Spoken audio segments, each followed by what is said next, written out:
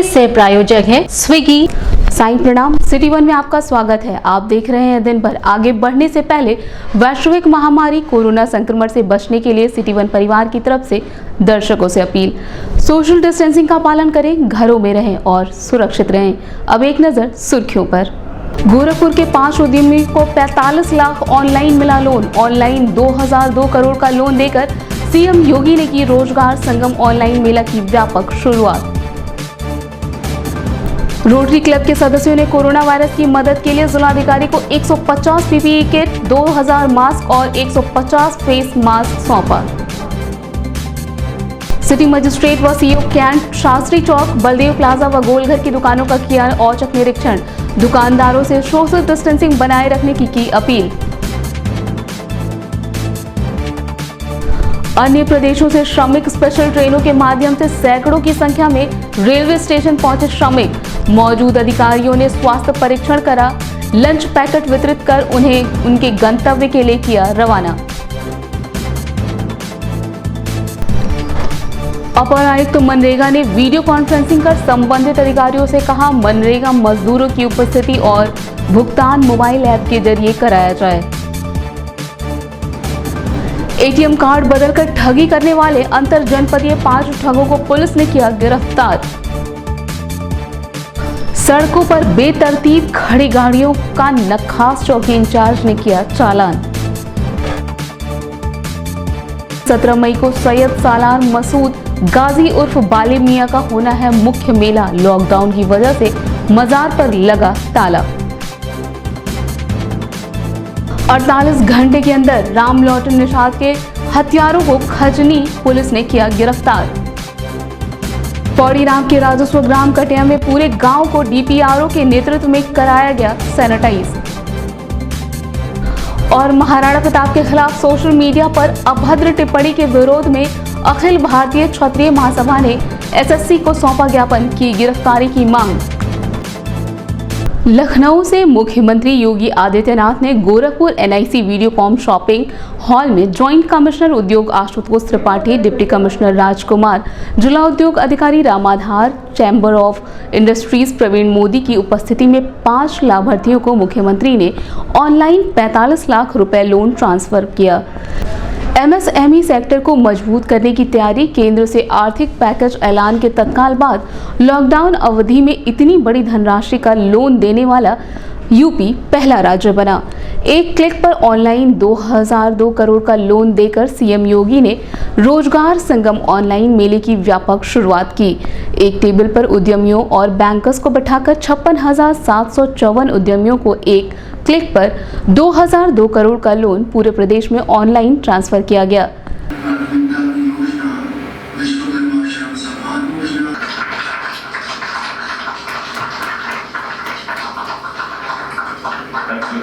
हमने ये बैंक को इसलिए जोड़ दिया है कि जैसे बैंक से आपने काहे के लिए लिया है? सर मैं एक से धन्यवाद देना चाहती हूँ। आप काहे के लिए हैं पैसा? कि मैं रोजगार करूँ सर, अब और मैं घूमने का रोजगार करूँ, हमारे वजह से भी आगे बढ़ूँ। दिल से धन्यवाद देती हूँ सर प्रधान जी।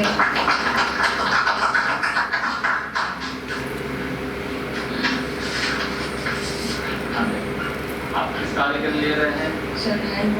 कार्य याद रखिएगा, किस कार्य के लिए हमारे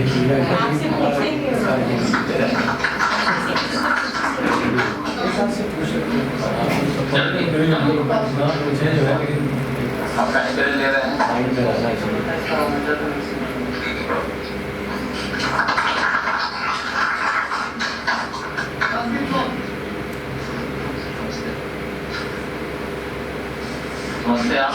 आप कितने का आपका लोन स्वीकृत हुआ है? कितना लोन हुआ है स्वीकृत? 5 लाख वाली। क्या काम शुरू करेंगे इससे? ठीक है, बहुत सुंदर। कितने लोगों को नए रोजगार इसमें आप दे सकते हैं? आप 4 लोगों को रहेंगे।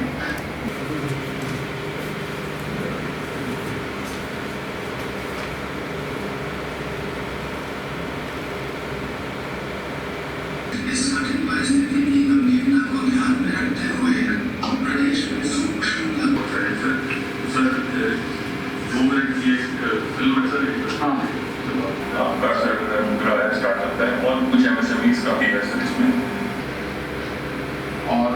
जनपद स्तर पर जो हमारे जिला उद्योग केंद्र से जुड़े हुए अधिकारीगण हैं, उपस्थित लाभार्थीगण हैं, मैं आप सबका हृदय से अभिनंदन करता हूं। मेरा मानना है कि उत्तर प्रदेश की सबसे बड़ी ताकत थी और इस ताकत का ही परिणाम था कि जब 1947 में देश आजाद हुआ था तब उत्तर प्रदेश की प्रति व्यक्ति आय एक राष्ट्रीय प्रति आय के ज्यादा थी, लेकिन हमने अपनी ताकत को पहचाना नहीं और धीरे धीरे करके जो हमारा पोटेंशियल था, जो हमारी ताकत थी, जब वो ताकत कहीं न कहीं नजरअंदाज हुई या उसको कम करके आंकने का प्रयास हुआ तो उसकी कीमत हम लोगों ने किस रूप में चुकाई कि 2015-16 तक आते आते उत्तर प्रदेश की प्रति व्यक्ति आय राष्ट्रीय औसत के लगभग 1/3 पे आके ठहर गया और 18 के बाद 2020 के यूनियन बजट में भी भारत सरकार ने वन डिस्ट्रिक्ट वन प्रोडक्ट के लिए धन की व्यवस्था की और अन्य राज्यों से कहा कि उत्तर प्रदेश की तर्ज पर अन्य राज्य भी अपने यहां के लोकल जो भी प्रोडक्ट है उसके बारे में, उसको प्रमोट करने के बारे में कुछ सोचें। और उत्तर प्रदेश में तो इस प्रकार की बहुत सारी चीजें हैं जिसको केवल लोकल ही नहीं, उसको ग्लोबल बनने की क्षमता उसमें है, लेकिन हम अपनी चीजों को समय के अनुसार उसको एक नए टेक्नोलॉजी के साथ, नई डिजाइन के साथ आगे बढ़ाने के बारे में प्रयास प्रारंभ तो करें। बहुत संभावनाएं हैं, बहुत पोटेंशियल है और हमें इस पे आगे कार्य करना चाहिए और इस देश से आज एमएसएमई ई साथी पोर्टल भी लॉन्च हुआ है आप सबकी मदद करने के लिए। देखिए लॉकडाउन है, लेकिन लॉकडाउन में टेक्नोलॉजी का उपयोग करते हुए कैसे बेहतर कार्य किया जा सकता है, या एमएसएमई और बैंकर्स कमेटी ने मिलकर के, एसएलबीसी ने मिलकर के जो तय किया, एक साथ 56,754 लाभार्थियों को लोन उन्हें ऑनलाइन। मीडिया कर्मियों से बात करते हुए joint commissioner industry Ashutosh Tripathi ने बताया, जनपदों में 158 लाख का लोन वितरण हुआ है।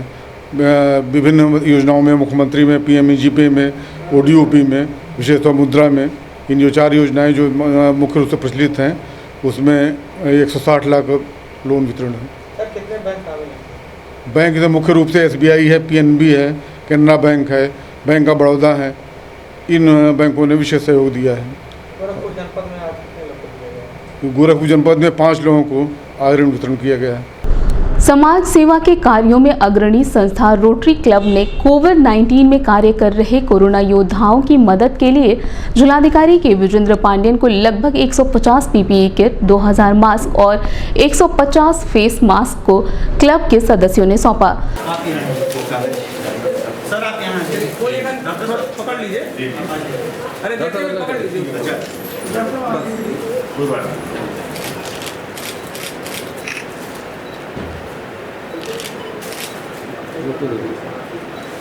Thank you so much.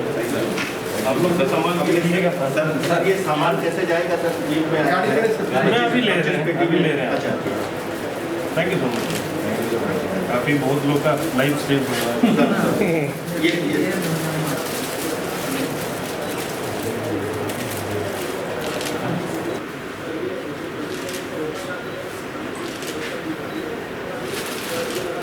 City one संवाददाता से बात करते हुए रोटरी क्लब की असिस्टेंट गवर्नर मंजू अग्रवाल ने बताया, 150 पीपी किट और 2000 मास्क और 150 फेस मास्क दिए हैं। और यहाँ के हम गोरखपुर में 3 रोटरी क्लब हैं, जिसमें rotary Gorakhpur, rotary club mid town और रोटरी क्लब युगल है। तीनों ने मिलकर एक किया है।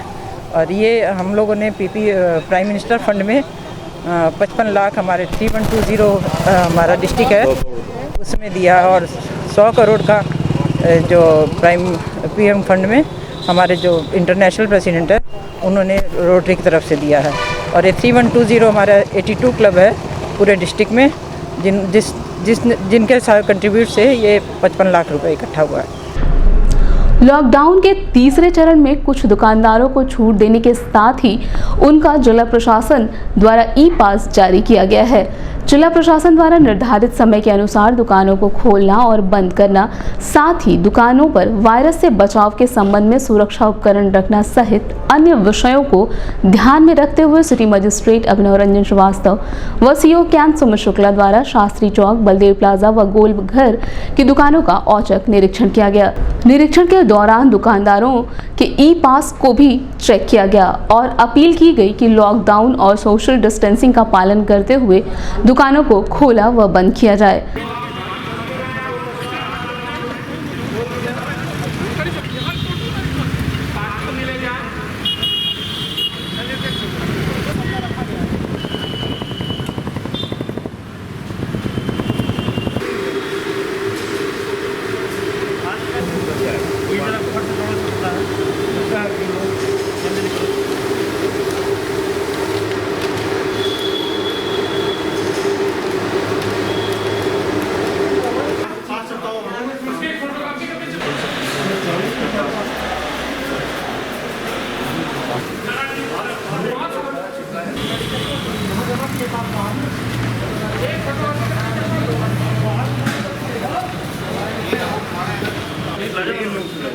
यहाँ तक नहीं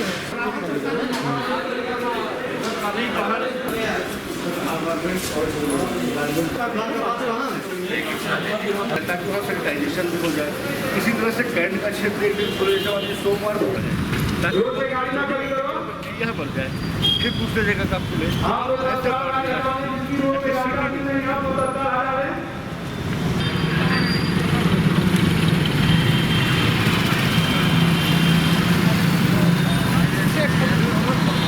उसको जल्द से जल्द बलदेव प्लाजा का पार्किंग में आप लोग पास करें। बिना बोलने का कोई खड़ा पाया गया सोशल डिस्टेंस में खड़ा करें गाड़ी आप लोग। गाड़ियाँ पार्किंग में खड़ा करें तो उतना सकता ही नहीं देखिए बगल में पार्किंग की व्यवस्था की गई है।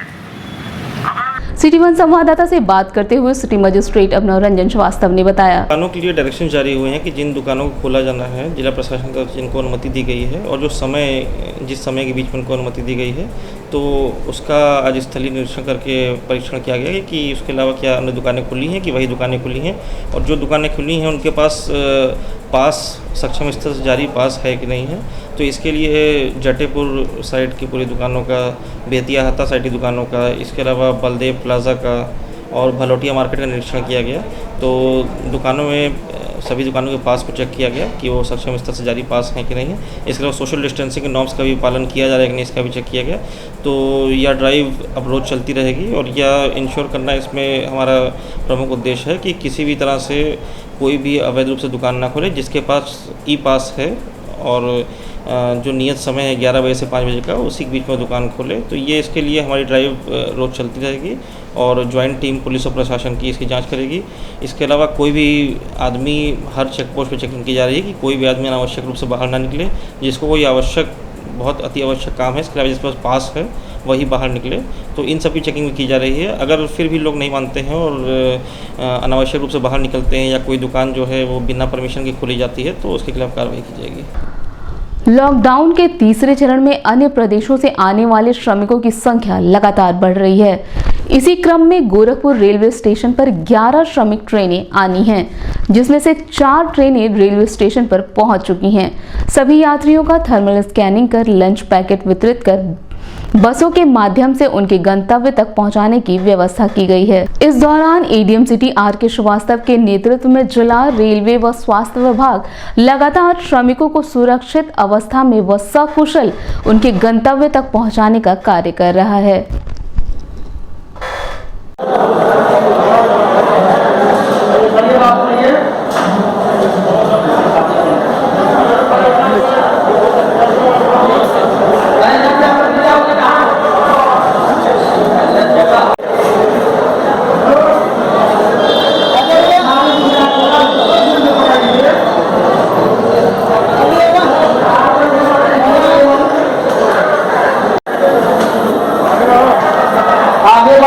बढ़ते रहिए बाबा, आगे बढ़िए।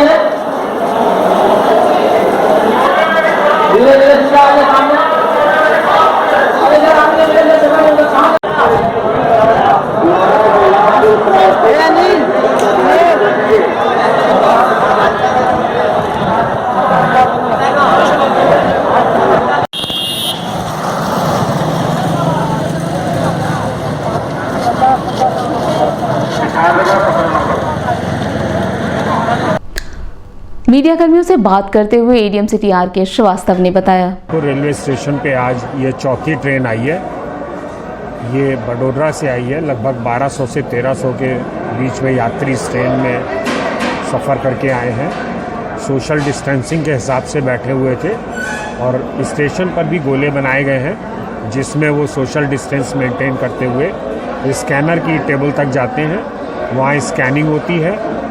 100 से नीचे 98.6 जो नॉर्मल टेम्परेचर के तक रहते हैं वो लोग यहाँ पर रजिस्टर किए जाते हैं।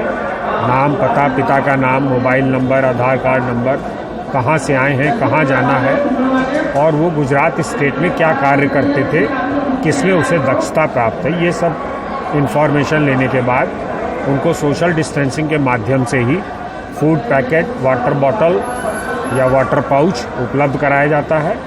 छोटे बच्चों को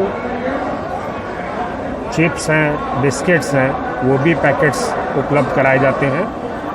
इस प्रकार इनको बसों में 25 और 26 के एवरेज से बिठाया जाता है और इनके गंतव्य डिस्ट्रिक्ट में इनको बसेस को भेजा जाता है। अपर आयुक्त मनरेगा योगेश कुमार ने लखनऊ से वीडियो कॉन्फ्रेंसिंग कर Gorakhpur NIC video conferencing hall में अधिकारियों से कहा कि मनरेगा मजदूरों की उपस्थिति प्रतिदिन मोबाइल ऐप के जरिए ली जाए तथा मजदूरों का मजदूरी मोबाइल ऐप के जरिए ही दिया जाए, जिससे प्रशासन को प्रतिदिन जानकारियां प्राप्त होती रहें।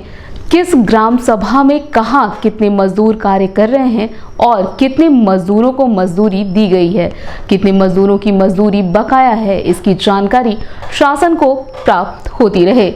इस दौरान मनरेगा डीसी उमेश तिवारी सहित अन्य अधिकारी मौजूद रहे। सेफ्टी के लिए बता रहा हूँ, क्रॉस क्वेश्चन एकदम होगी। एक फिजिकल प्रोग्रेस की रिपोर्ट आती है नरेगा सॉफ्ट में, वो फिजिकल प्रोग्रेस में आता है एक्चुअली, और आप लोगों का केवल हमें अटेंशन उसकी तरफ वो करना है, अट्रैक्ट करना है। आप लोग अच्छा काम कर रहे हैं तो मैं 5 मिनट में अटेंडेंस लेके आप काम। 11 तारीख की फिगर हमारे पास है। हाँ 6,872 हाँ 11 तारीख को दिया था। इस सेफ्टी के लिए बता रहा हूँ, क्रॉस क्वेश्चन एकदम होगी। एक फिजिकल प्रोग्रेस की रिपोर्ट आती है नरेगा सॉफ्ट में, वो फिजिकल प्रोग्रेस में वरिष्ठ पुलिस अधीक्षक के निर्देश पर पुलिस अधीक्षक दक्षिणी विपुल कुमार श्रीवास्तव के पर्यवेक्षण में क्षेत्राधिकारी बांसगांव नितेश सिंह के मार्गदर्शन में बांसगांव थाना में दर्ज मुकदमा संख्या 8220 IT एक्ट गगहा थाना अंतर्गत 7 मई को HDFC ATM से ATM बदलकर 1,18,007 रुपए स्वाइप कर निकाल लिया गया था, जिसका महादेवा मोबाइल शॉप से अभियुक्त का फुटेज स्पष्ट प्राप्त के आधार पर वादी द्वारा शिनाख्त की जा रही थी। तभी कौड़ीराम कस्बे में ATM बैंकों की निगरानी सादी वर्दी में की जा रही थी। वादी मुकदमा द्वारा एक व्यक्ति जिसका फोटो प्राप्त हुआ था द्वारा पहचान कर फोटो से मिलान किया गया तथा कड़ाई से पूछने पर घटना में आरोपित सहित 5 अन्य अभियुक्तों की जानकारी दी गई, जिसे पुलिस ने गिरफ्तार किया है। इनके पास से 24,770 नगद, 6 अदद मोबाइल, 10 ATM कार्ड बरामद किया गया है। वहीं 2 मोटरसाइकिल, 1 अदद 4 पहिया वाहन सफारी भी बरामद किया गया है। घटना का अनावरण करते हुए प्रेस वार्ता के दौरान जानकारी देते हुए पुलिस अधीक्षक दक्षिणी विपुल कुमार श्रीवास्तव ने बताया। 5 अभियुक्तों की गिरफ्तारी हुई है। वो गिरफ्तारी ATM बदल के जो ठगी करते हैं, ATM से पैसा निकालते हैं और लूट करते हैं। इसमें ये 5 अभियुक्त जो हैं अंतरजनपदीय गिरोह के हैं। इनके कई आपराधिक इतिहास हैं और कई जगह से ये वांछित भी थे। इनकी गिरफ्तारी हुई है। इनके पास से 10 ATM कार्ड मिले हैं और इस पर 6 अदद इनके पास मोबाइल है और 24,770 रुपये नकद प्राप्त हुए हैं। जो खर्च हुए और भी पैसे जो उन्होंने निकाले तो खर्च हो चुके हैं। अभी वक्त है एक छोटे से ब्रेक का, मिलते हैं ब्रेक के बाद। अच्छा, पूरी बन रही है, साथ में क्या खाओगे? आलू, छोले। आलू। इस घर में मेरी वैल्यू तो थैंक यू। छोले। घर का खाना साथ में थोड़ा स्विगी ऑर्डर करो अपने फेवरेट रेस्टोरेंट से। ये फ्री एंटरटेनमेंट का महीना D2H के साथ। अगर 30 सितंबर के पहले से आपका सेट टॉप बॉक्स बंद पड़ा है तो मिस्ड कॉल दीजिए और पाइए वेलकम बैक ऑफर प्रतिदिन for ₹1, 2 या 3 और पूरे महीने का प्रीव्यू फ्री। ₹1 प्रतिदिन में पाइए 201 चैनल्स। 2 रुपये प्रतिदिन में पाइए 217 चैनल्स, 3 रुपये प्रतिदिन में पाइए 235 चैनल्स। तो देर किस बात की? D2H, अलग ही व्यू। ब्रेक के बाद आपका स्वागत है। आइए देखते हैं दिन भर। कौड़ीनाम ब्लॉक की ग्राम पंचायत भिठा राजस्व ग्राम कटिया में कोरोना पॉजिटिव पाए जाने पर डीपीआरओ हिमांशु शेखर ठाकुर, डीएसओ आनंद सिंह ने पूरे गांव को सैनिटाइज कराया। वहीं गांव वालों से सोशल डिस्टेंसिंग और लॉकडाउन का पालन करने की भी अपील की। इस दौरान जिला समन्वयक स्वच्छ भारत मिशन ग्रामीण बच्चा सिंह, सहायक विकास अधिकारी पंचायत कौड़ीराम संजय पांडे, पंचायत सचिव अखिलेश गुप्ता, ग्राम प्रधान राम सजन गुप्ता सहित बड़ी संख्या में सफाई कर्मी मौजूद रहे।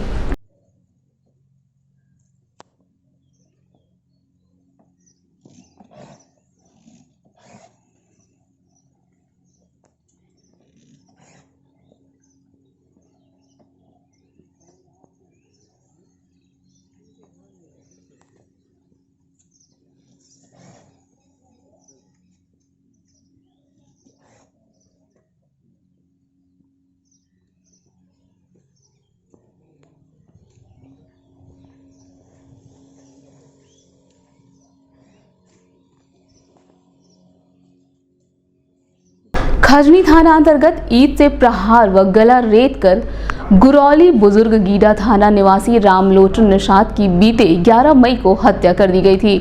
वरिष्ठ पुलिस अधीक्षक डॉक्टर सुनील कुमार गुप्ता ने मामले को गंभीरता से लेते हुए थाना प्रभारी खजनी को जल्द से जल्द अभियुक्त को गिरफ्तार करने के निर्देश दिए थे, जिसका मुकदमा थाना खजनी में दर्ज किया गया था। खजनी पुलिस सफल अनावरण करते हुए गीडा के रहने वाले अभियुक्त मनीष साहनी को 48 घंटे में गिरफ्तार किया। वहीं आरोपी के पास से हत्या में प्रयोग किया गया खून से सना हुआ चाकू व ईंट के टुकड़े को पुलिस ने बरामद किया है।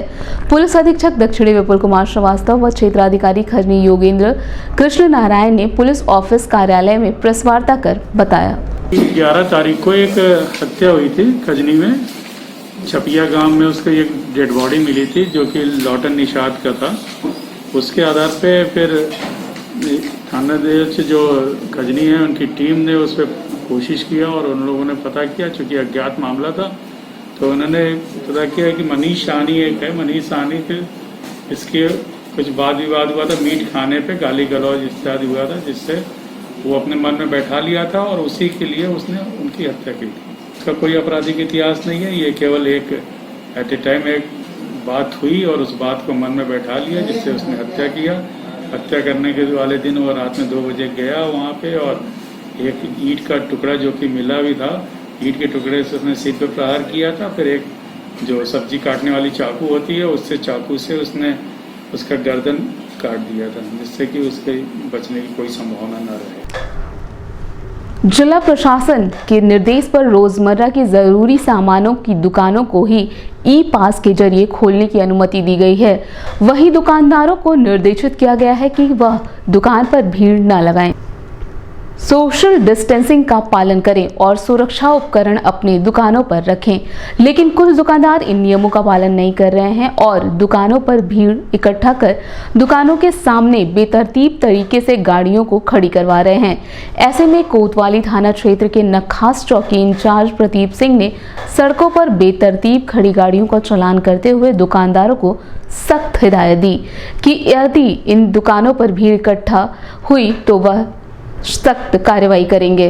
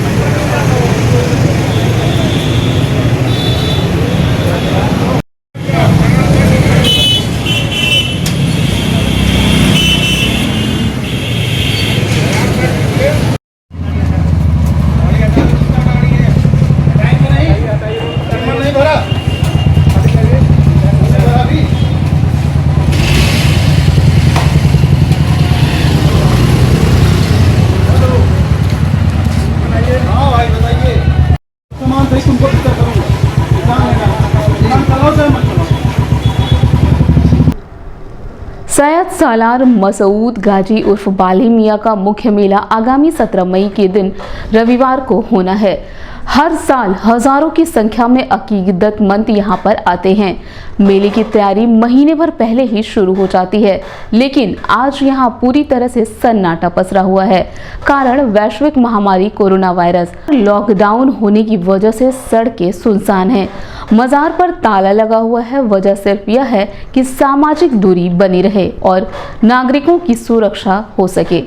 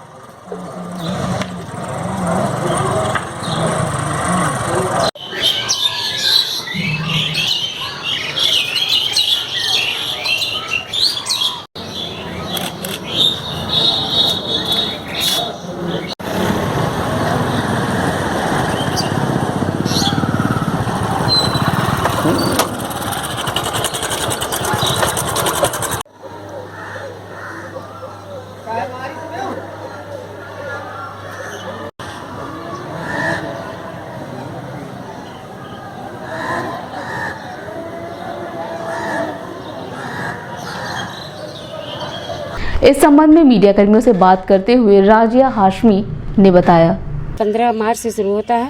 होली का पहला त्यौहार लगन पड़ती है और ये मई में मई हिंदी महीने से जेठ के महीने में पहला जेठ का जो पहला रविवार होगा उस महीने में मेला लगता है।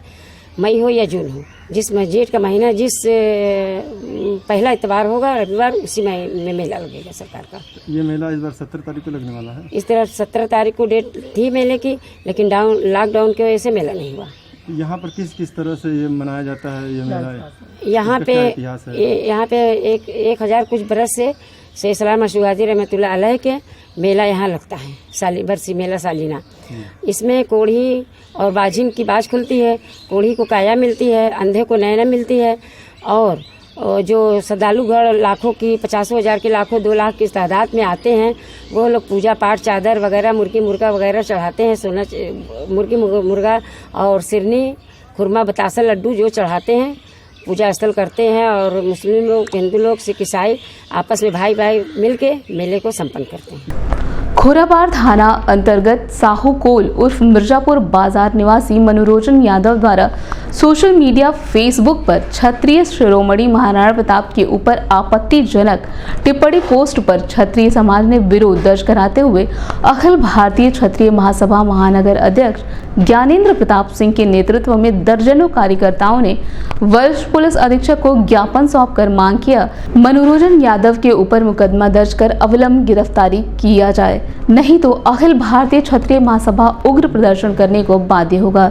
इस दौरान वरिष्ठ महामंत्री धीरज सिंह, मंत्री नीतीश सिंह, जिला महामंत्री धर्मेंद्र सिंह श्रीनेत, जिला उपाध्यक्ष सुनील कुमार सिंह व अनिल सिंह सहित दर्जनों कार्यकर्ता मौजूद रहे। आज यहाँ उपस्थित हुए हैं कि मनोरंजन यादव पूर्व विधानसभा प्रत्याशी चौरी चौरा के द्वारा फेसबुक पर हमारे वीर सपूत महाराणा प्रताप जी के ऊपर जो कमेंट किया गया है उन्होंने, वो हम लोगों को बर्दाश्त नहीं है। उन्होंने बड़ा गलत किया है। इसके उपलक्ष्य में क्षत्रिय महासभा जिला कमेटी गोरखपुर, महानगर कमेटी गोरखपुर की तरफ से अपने सभी समुदाय के भाइयों के साथ हम लोग ज्ञापन देना चाहते हैं कि इसके खिलाफ कार्रवाई किया जाए। दिन भर में बस इतना ही। अगले अंक में फिर मुलाकात होगी, तब तक के लिए हमें दीजिए इजाजत। साईं प्रणाम।